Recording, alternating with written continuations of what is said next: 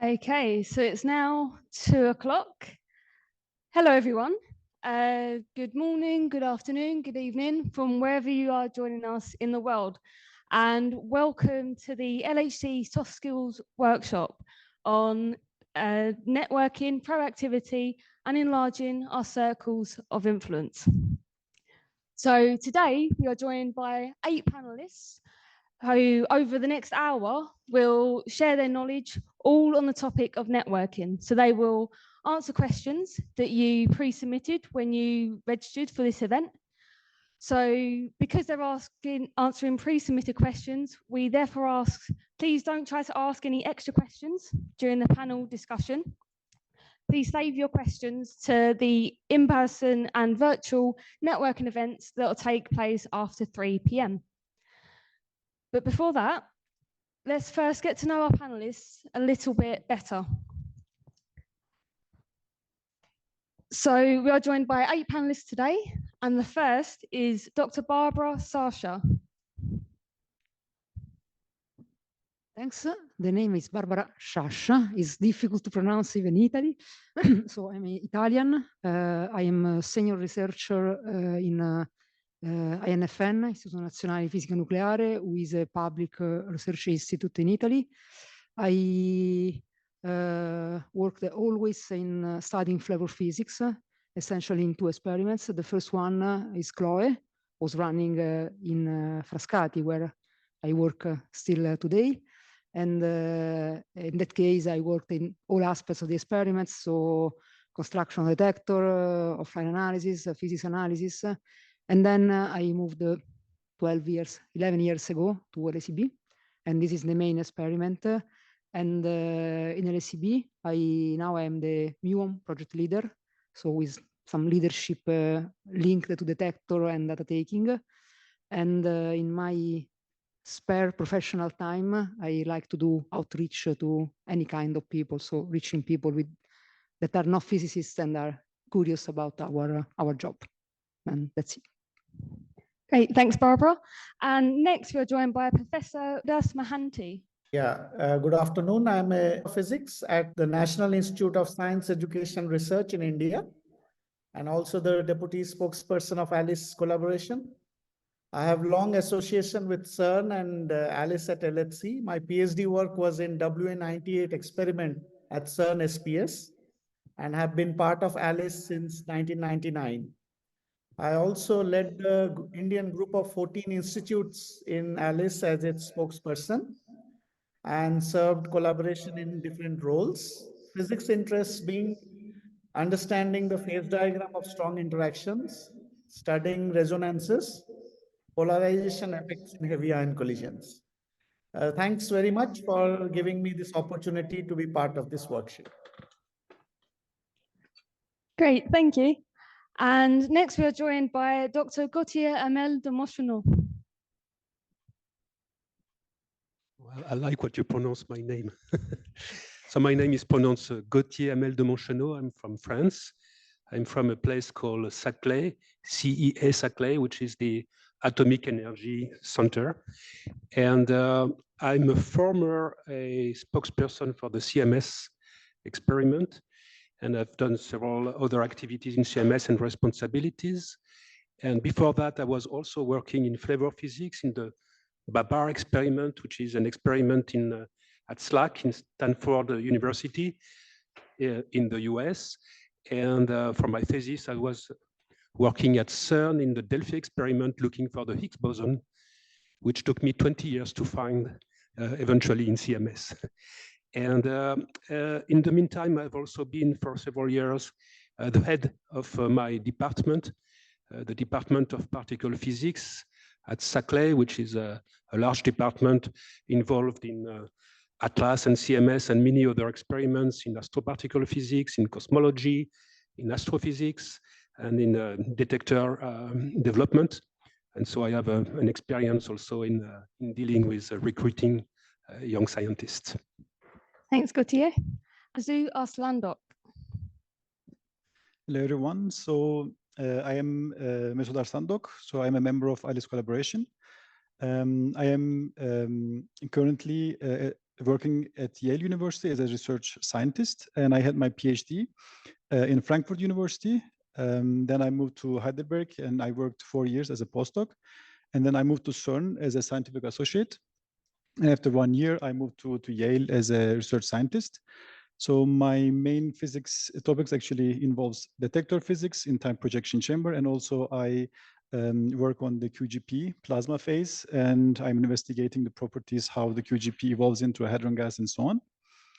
And I took several roles in the ALICE collaboration, like analysis coordination and the physics working coordination.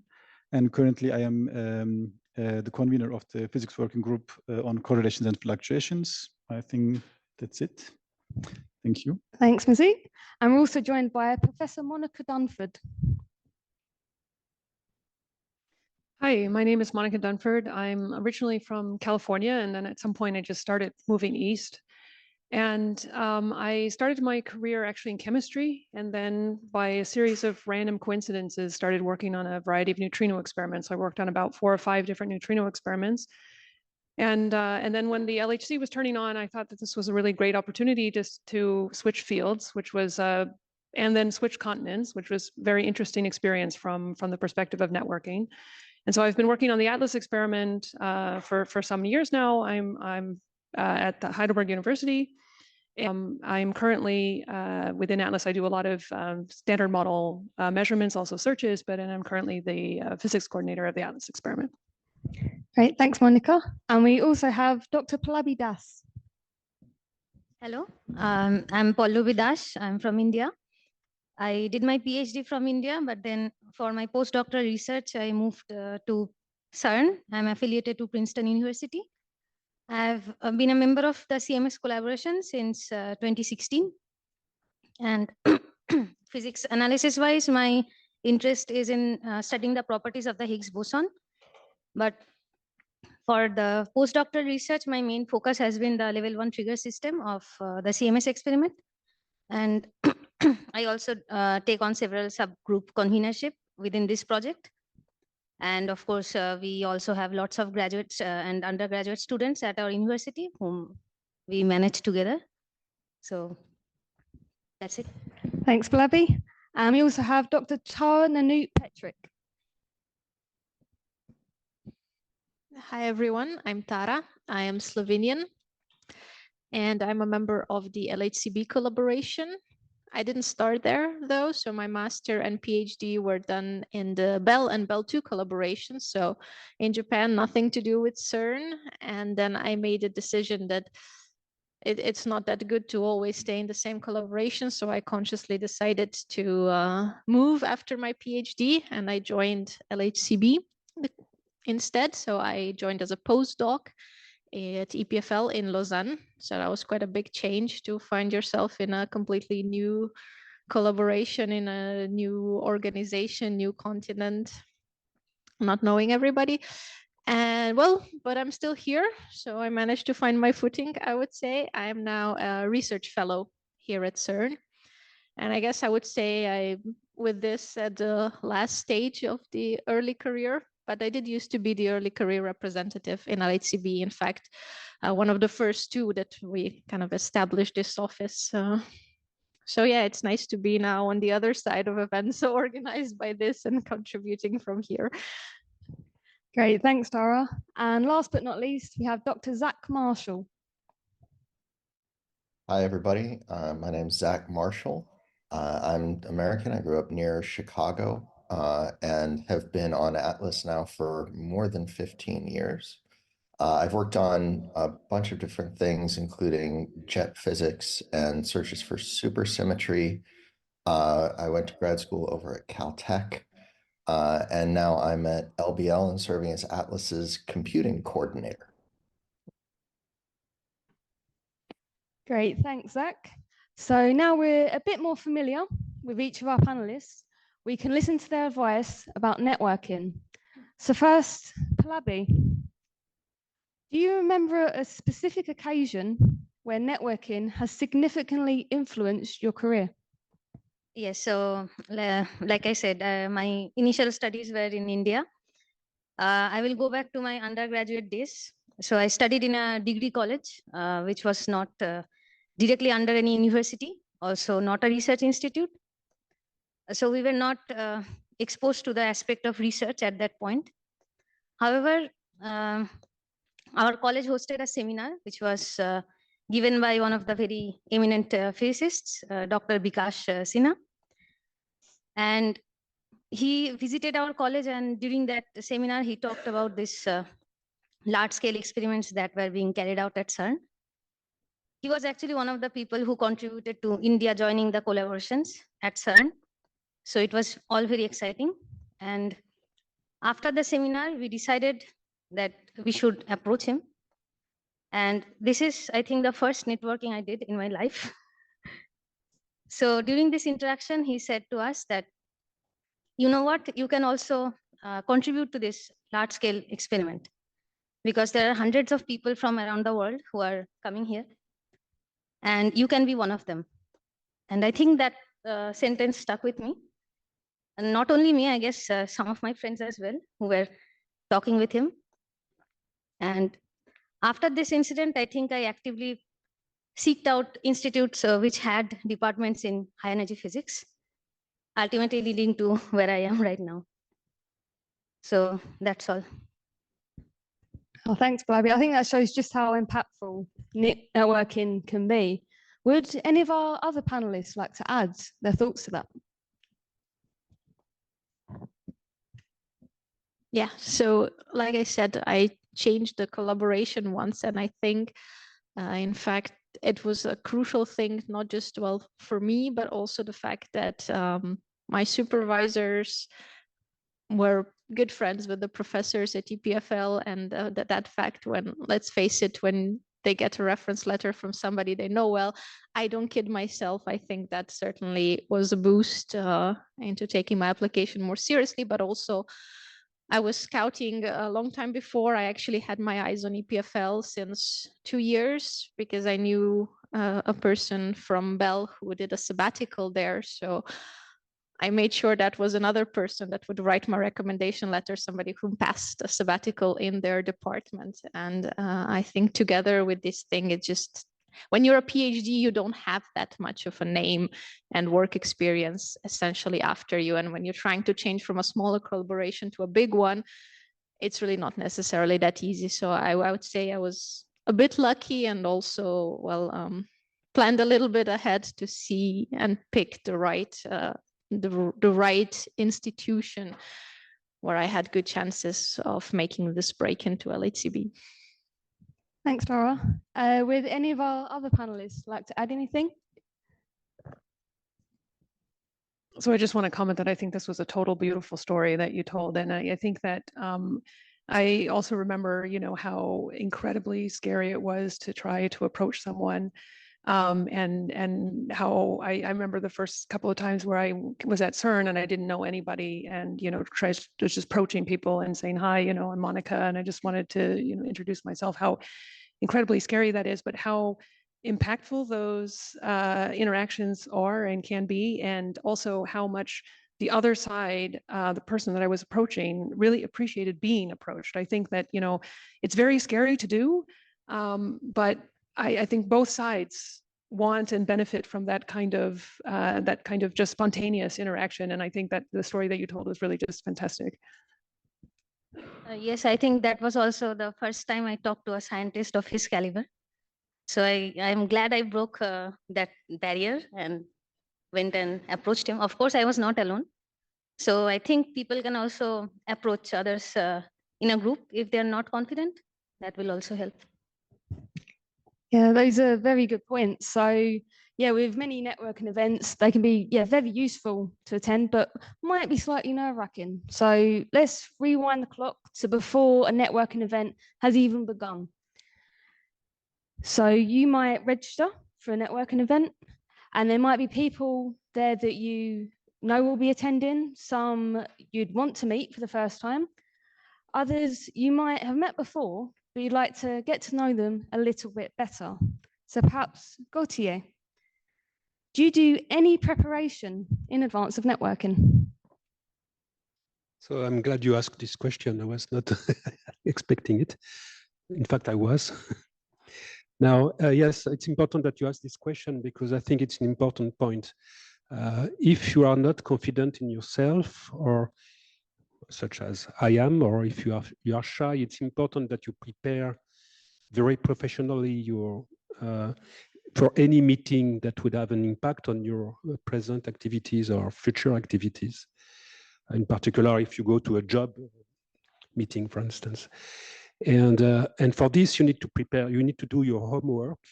And this means that you need to try to learn about the people that you are going to meet. So today it's quite easy because you just need to Google people. In my time, it was a little bit more complicated.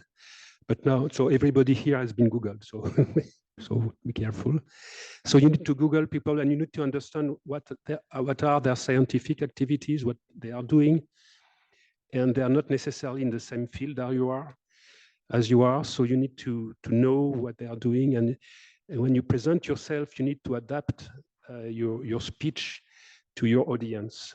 So you need to know if the people are scientists or if they are not scientists, if they are in your field or if they are not in your field. And you need to make sure that they understand what you're talking to them, what you are saying. And this is really important because if you lose somebody because you are talking something that they don't understand, it's a bad impression that you make on people. So as I said, I've been a lab director, and I've also been sitting in a recruiting committee for more than 10 years. So I've seen a lot of candidates, and I can tell you that it's really important when you understand, when you realize that the candidate has tried to understand what the panelists were a specialist in, and they are able to answer questions outside of their own field.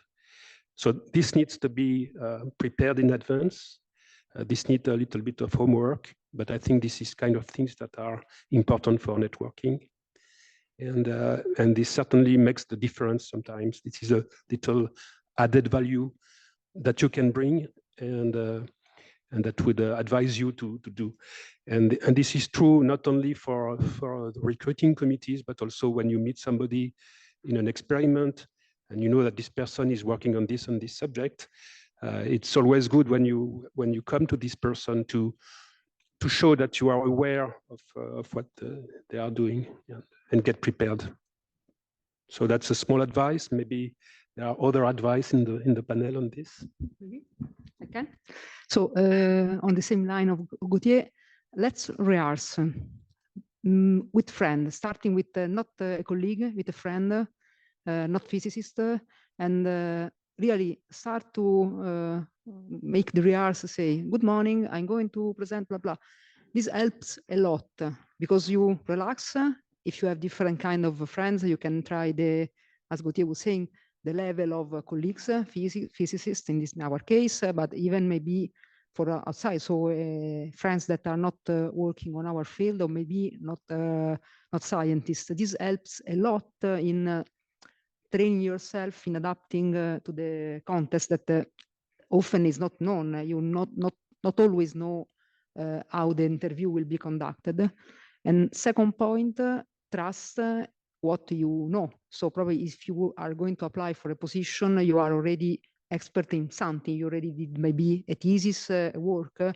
So don't forget that be really prepared on your own expertise, because it's something that probably every committee at some point will touch on beyond the be able to discuss. So don't be shy of to present explicitly your work, and be prepared to answer this last point, even the stupid questions, because in the panels, often there are experts that are not experts on that in our field. So the typical question is, you are presenting slides about, I don't know, a decay, and the question can be, but why these two peaks are not the same? A stupid question. Maybe you already said that the calibration are different, but you should not freeze for this. You should be able to invent. For this, presenting to a friend which is not an expert can help you in be prepared in this stupid question that can really paralyze you in case of interview. So Thanks both. So would any of our other panelists like to add their thoughts to that? I can jump in and add something briefly. I think that the two panelists you've heard so far were sort of focused on meetings with individuals that you know in advance, and sort of job interviews, panels. Sometimes you have a big conference and there's a social gathering or a big networking event, and you just don't know who you're meeting in advance. So prep for that can be really hard. One thing to try and think about is, what do you want from that meeting? Do you really need a job? Do you really want a collaborator? What exactly are you after? And thinking that through can help you think about when you talk with somebody. If you just want to make a friend, that's fine too. You just want to find out who someone is, that's fine too. But if you really need something, to make sure that you ask for it while you're talking to that person, or ask them if they know somebody who can help you with the thing that you're after. So try and, in your head, make a little prioritized list of what you want. Thanks, Zach. Those are some good comments. So now we know how we can better prepare for networking opportunities. So these opportunities can come in a variety of different forms. So perhaps, Monica, do you approach networking differently within your experiment versus outside of it?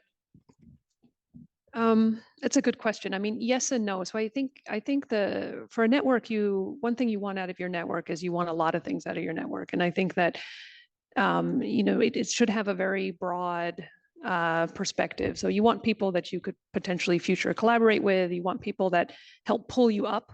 So people who are, in various selection committees that might be like, oh, hey, this person, I know them, they're really good, and da-da-da-da. So you want people to pull you up, but you also need that network to be someone who's at your peer base so that you can use them to sort of be like, hey, I've got a crazy situation, just to soundboard something off someone. So your network serves a lot of purposes. It's not only to get yourself into the next position, it's also to just be your support, to be there for you when you need. I oftentimes call upon my own network when I have, like, for example, just recently had a very sensitive issue involving an applicant, and I needed someone who understood that funding system better.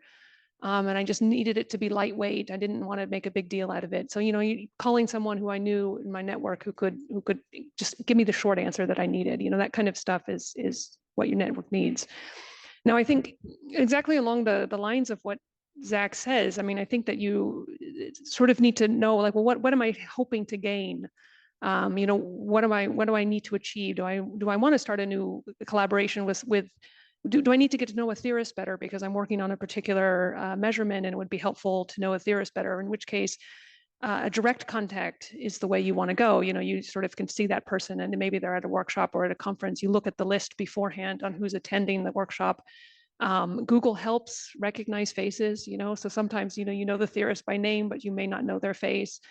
And then you can really target the networking to be like, it takes a lot of courage. You go up there, you talk to them, you have your list of questions and so forth. But I think that also being said, just one last comment is that there is something just about time, that you just need to spend time getting to know people professionally. And a lot of that, if you spend too much time, there's a balance to be had there, because obviously you also need time to do real work, to be sitting in front of your computer or in front of your detector and actually doing real work.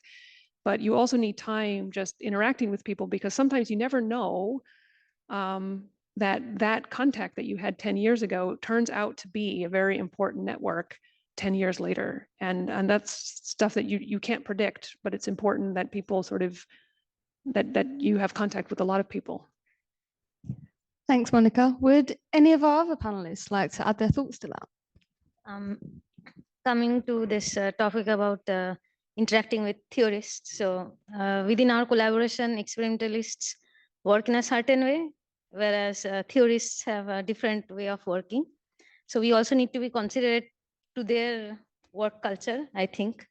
So when we ask them for something like a theoretical model, and they will work on it, and in the end, it happens in experiments that we decide not to use that model anymore. So this needs to be considered, that people are not upset while you are doing networking, you're asking for things, and really think about what your actions can do for the future of the collaboration between you and the other person. Yeah, that's an excellent point, Pallabi.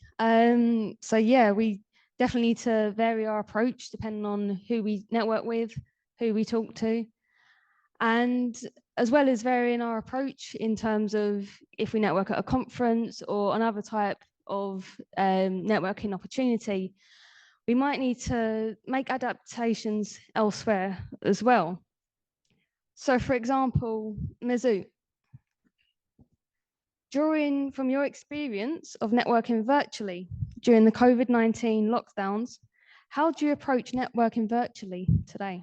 Yeah, actually, I had quite some good experiences during COVID time, because I had my 2 jobs during this period.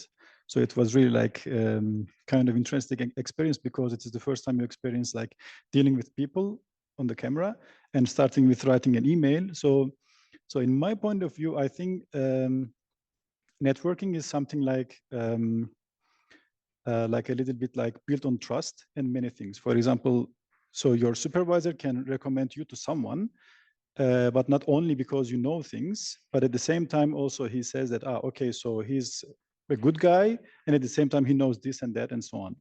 And then you start writing an email to someone. And in my opinion, when someone writes an email, I think it should be like treating like a plant. You know, if you give less water, it dies. If you give too much water, and you still die. So there is a balance, because sometimes you overdo it, and then it becomes maybe too fake for someone. And then when you do it very less, then people think that, okay, so he or she doesn't take it very serious.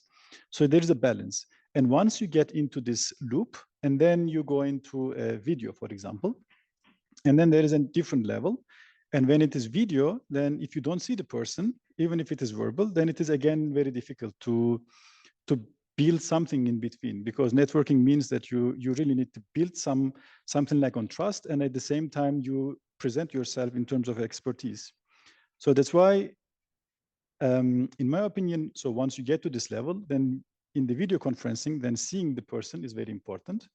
And of course, the ultimate level is to meet this person in one-to-one. So that's why I consider these different levels. And we cannot avoid networking without these tools like Zoom and email. But in each level, I think one has to consider different aspects. For example, when you are facing with someone, having a coffee, you can be 100% representative of yourself. You can really present yourself 100%. But when you lose one dimension, like when you go to Zoom, then it is a little bit less. So that's why you need to change your language a little bit. And when it is email, then of course it is the starting point. So that's why I think in terms of networking, one should take care of all the steps in a different way. So at least this is what I learned, because my supervisor, for example, recommended me to someone, and then I need to write an email, and then meeting and so on. And each level, I noticed that interaction is completely different, and different language, different words, I would say. We cannot avoid, but we have to live with it. So we have to learn how to deal with each step. Thanks, Mesut. So yeah, you mentioned that sometimes, we have to be proactive when it comes to networking. We have to do that quite independently. But other times we might need a helping hand. For example, yeah, you mentioned that your supervisor helped you. So maybe Zach, has there ever been a time where other people have helped you to network, such as supervisor? And if so, how have they done it? Yeah, thanks. A ton is the answer. That's one of the best ways to build a network. I mean, my first research job was a friend of a friend of a colleague of a parent. And my second research job was because that person introduced me to someone else, right? And that's how networks grow. You get introduced to somebody. So my supervisor introduced me to folks. And one of my favorite ways to network with younger members of the collaboration is when my friends, who are now awesome professors in various places, introduce me to one of their students and say, this is a really great young physicist. You need to know this person. watch out for them. So it happens all the time. And, just watch for those opportunities. For those in the audience now, if you want some help, just ask, can you introduce me to somebody who knows something about X? Or I'm really interested in this thing. Hey, supervisor, do you know anybody who knows something about that? And as you get to be more senior, make sure that you do the same for your graduate students, undergraduate students, your postdocs, and say, hey, I have this great person, and make sure you introduce them to your colleagues. Thanks, Zach. So would any of our other panelists like to add on an answer to that? So when I was a finishing PhD student, my advisor at the time was heading the main funding agency, or the funding panel in the US. So everybody wanted to talk to him. And he would do this thing. He would basically just take me with him at a conference, and then he would introduce me to, he'd be saying something, oh, hi, Monica, this is the director of Fermilab, and here's my student, Monica. Monica's working on X, and, he's working on blah, blah, has worked on such and such in the past. So he would give some sort of introduction, and then he would be like, oh, look, hors d'oeuvres, and he would just vanish. And I would be left there with the director of Fermilab or something like that, and to sort of hold my own. But, I realized it was a bit hard the way he did it, but, I realized, as Zach is saying, that there's a lot of benefit to that. And actually, one thing that I have done myself now, and I also tell my students, is that if you're going to a conference, for example, and you're there with maybe a postdoc in the group who just knows a few more people, ask to shadow and ask that they specifically introduce you with a topic of conversation. So to sort of help you get started. Because, you end up meeting a lot of people that way, and some of those people turn out to be your next job contact or something important that you didn't realize, necessarily that you needed. But, having sort of a person there to help guide you through a conference can be really nice, to sort of break the ice, going up in a group, as you say, to help break the ice with people that you would otherwise would feel too awkward to just approach. Yeah, thanks, Monica. Yeah, I think that really highlights the importance of asking for help if you need it, and that other people are very willing to help you as well. Would any of the other panelists like to add to that? This discussion. Bedangadas? Yeah, this discussion actually reminds me of an incident. So we are in an institute where there are master's program, and after the master's degree, the students apply for PhD at different places. And being part of LHC, at the master's level, they're already exposed to ALICE, ATLAS, CMS, LHCb. So one of a colleague from Minnesota from CMS experiment, I work on ALICE, was visiting us, and then he was looking for good graduate students. And I said, one student is doing working on detectors with us. He has himself built a proportional counter. Why don't you interact with him? And I see that student online here. So he interacted with him, and he applied to Minnesota, and he's a graduate student in CMS. There are many such examples how it worked out. I already see 3 people, CMS, ATLAS, from our institute contributing to LHC experiments. Thanks, Bedangadas.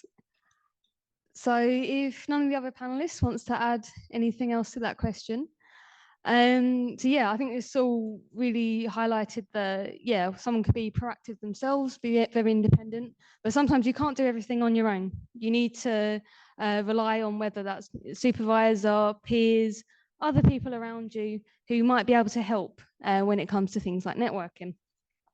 And if others help you, that might even help you to avoid making a mistake in the future. So on the topic of mistakes, Barbara, have you ever learned from a mistake that either yourself or somebody else has made that relates to networking? Obviously, yes. So first point, we do mistakes. Even us, the senior, we did in the past and we continue to do mistakes. So first, let's keep absorb this concept. Then when I accepted to be panelist in this meeting, I said, yes, I can. And then I realized that I essentially do know nothing about networking because I'm old enough. So my times, the idea of having networking or having a meeting like this was essentially not existent. So so I Googled a bit. I learned something about networking. And but then the question is if I spot some mistake in my career or in other career, my colleagues, the answer is yes. And more than telling you the mistakes, I probably can tell you some good tips. First, probably be kind. You don't know who is going to be your next selection panel, or if you change an experiment or a collaboration, who is going to be your colleague. So this is a kind of general rule. We live better if we are kind. It's a kind of professional attitude. I'm not speaking outside, but be kind is the first very basic tips to avoid mistake. Second point is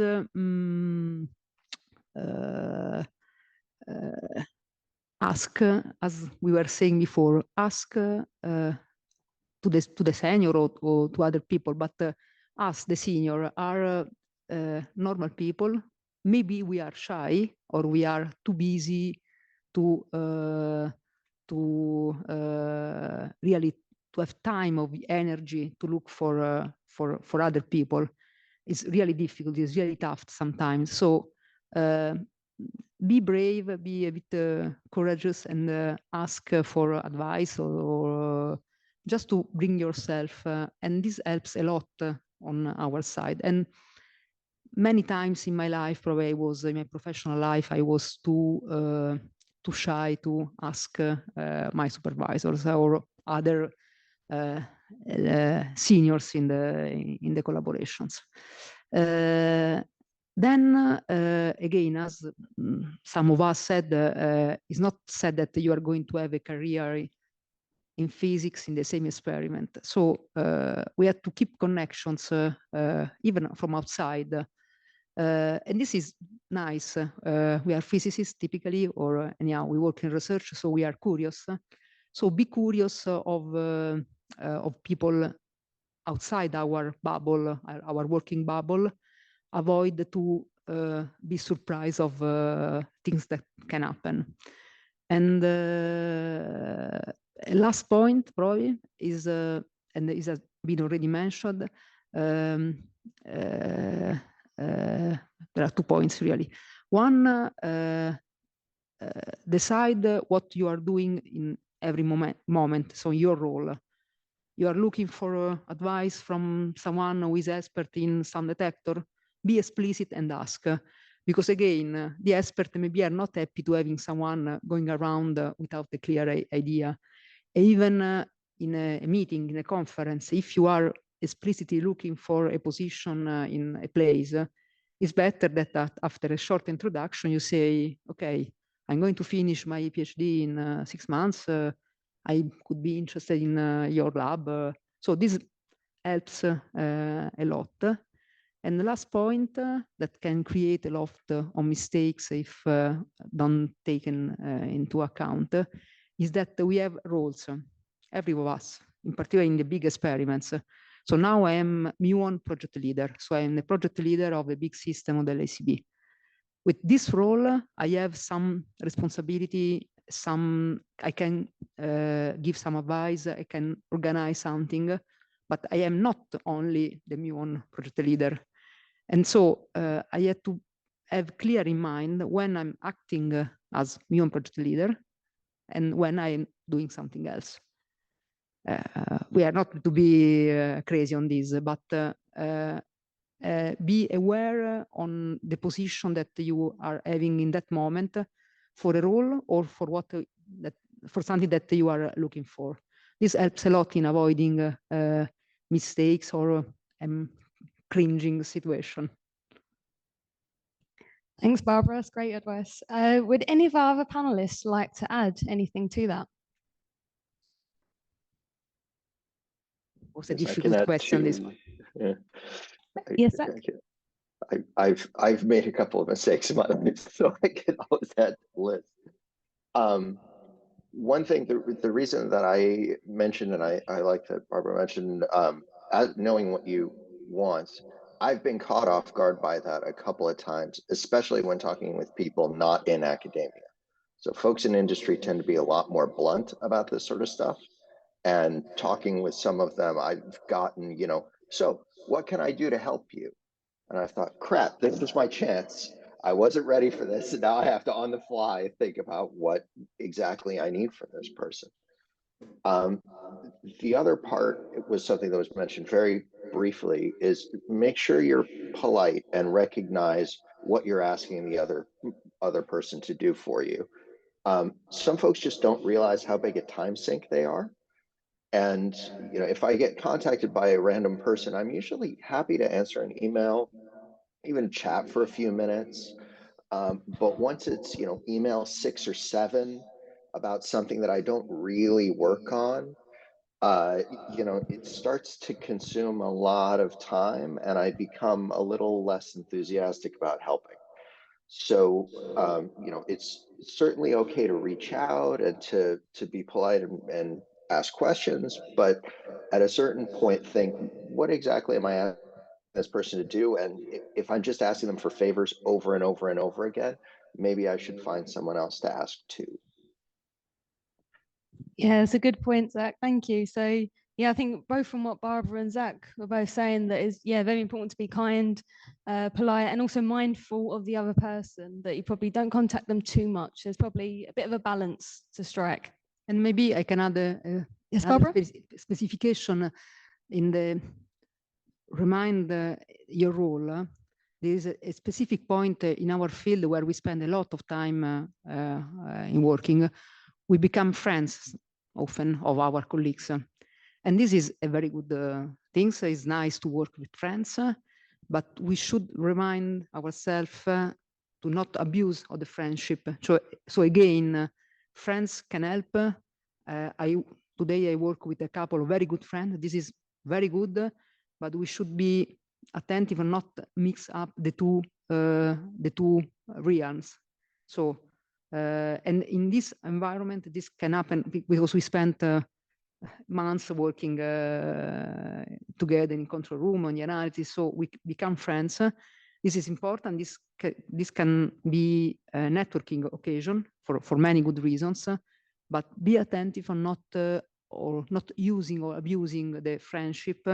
This is apparently a kind of trivial observation. It's less trivial than you can think, because when things become difficult, it's not easy to keep all our emotion under control. So be attentive also in this, in a positive way. Yeah? It's a very good point, Barbara, because if you first network, sometimes you might focus on avoiding making mistakes when you first meet someone, but obviously, you have to maintain that throughout your professional relationship with that person. So it's very much a continuous work in progress to keep avoiding mistakes. So let's say you successfully network with someone, and you then become colleagues. You might work on the same projects together, and you could work together for years. So Bedangadas, how have you maintained contact with members of your professional network that you no longer work with? That's an interesting question, because so many interesting good things about building a network we heard, and we must maintain it by communicating regularly. Sorry, I got disconnected. There are a few ways which I tried to do to maintain this professional network contacts. One is through the simple email system. We could communicate about a new research, acknowledge a significant achievement of a colleague or a student, thank someone for advice that led to a positive outcome, or simply a New Year wish. And the other way is when we attend academic conferences, workshops, or an industry event, they also provide an excellent opportunity to network and maintain the network with people working in similar or related fields. Sometimes these events actually form starting point of networking. You know, they help build professional relations and broadening one's network. Nowadays, social media has emerged as a tool of maintaining contact with professional networks. And that I also use quite frequently. You could create your online presence by sharing your work or a colleague's work on different platforms. Use these channels to interact with colleagues, ask questions, assist each other. The platforms which I'm talking about are Twitter, Facebook, LinkedIn, Mattermost, WhatsApp. They are frequently used for two-way or multiple-way interactions. One other thing which I've used is if I become part of an academic association or a society or an alumni connect, that also gives resources and opportunity to stay connected with professionals. And one could take advantage of networking events organized by these organizations to maintain the contact. So these are some of the ways through which one could keep the contact. That's great advice. Thank you. Would any of the other panelists like to maybe explain how they've maintained contact with members of their professional network once they no longer work with them?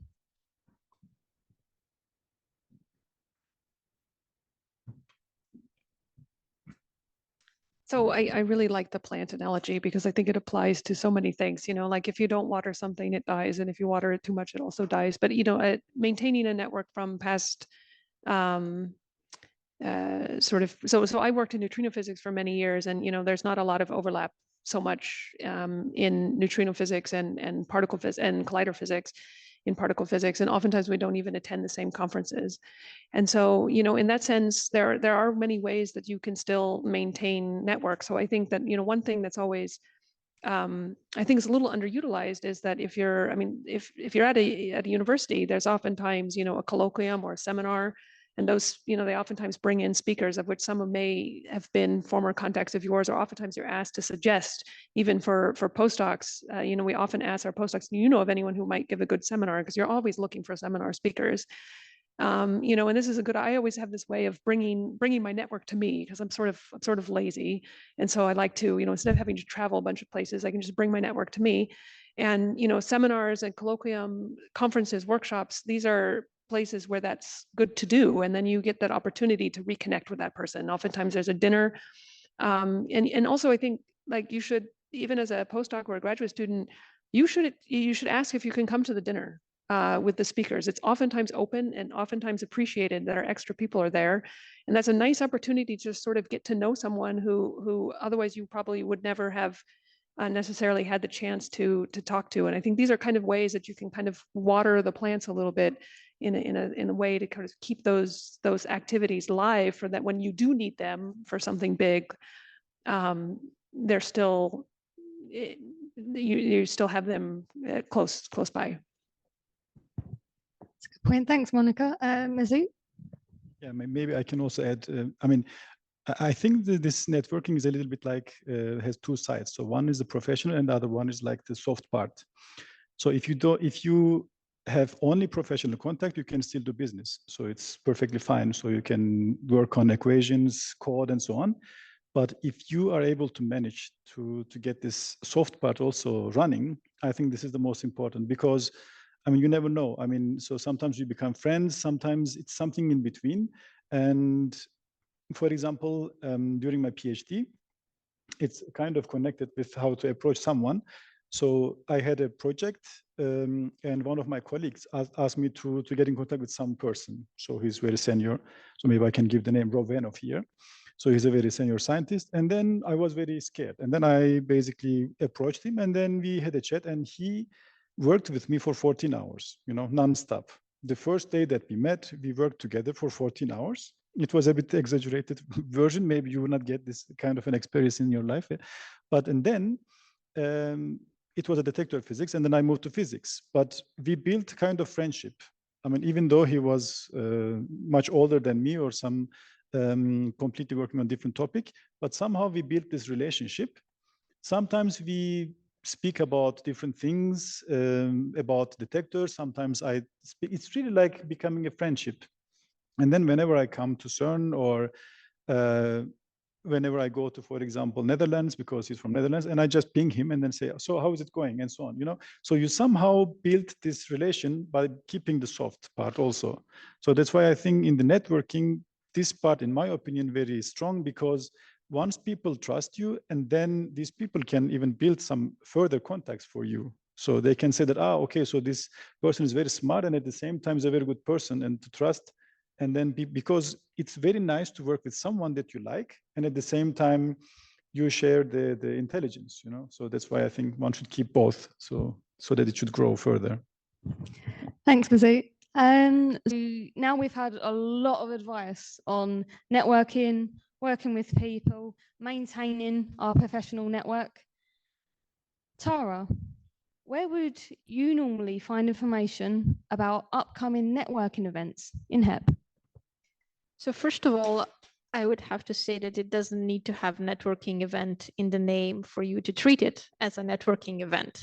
You know, basically any mentoring scheme, for example, that you join is a huge opportunity for a lot of networking.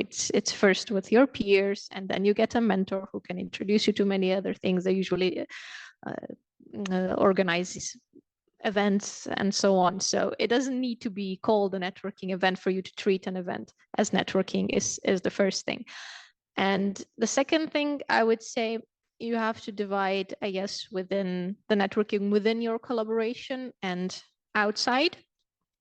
So for me, for example, for outside of the collaboration, I just talk to people that are part of some group, and I sometimes then ask, you know, about different groups that are organizing such things. So for example, you're a part of the early career community.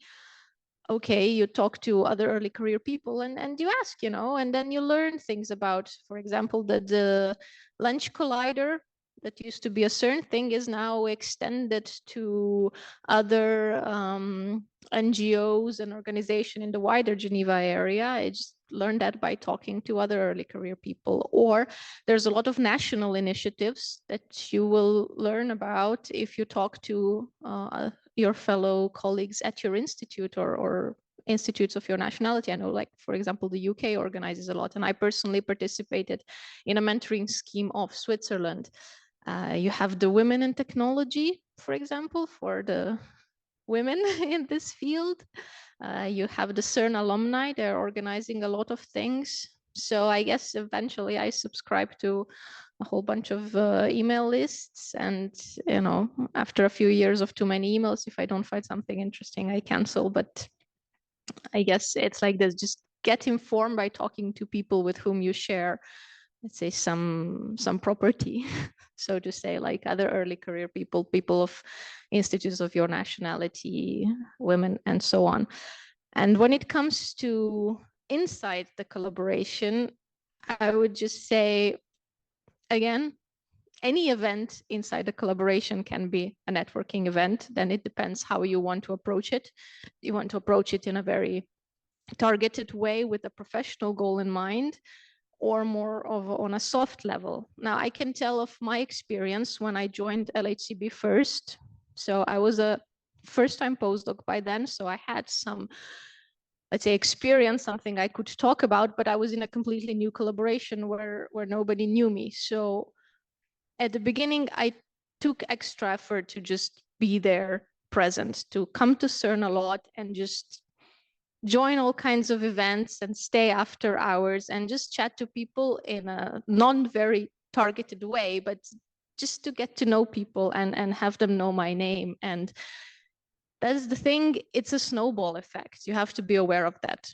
Maybe you just talk to somebody and just the fact that they know your name and your face, and then once you give a talk, then they'll remember you better and they'll remember what you gave a talk about. And then because of that, when they need somebody to speak of this, they will call you, and then they'll put you on another thing, and then more people will again see you. And if you just join these two things, you know, just doing your work, and at the beginning take a bit more time to just, you know, be friendly, meet people, make them remember your face.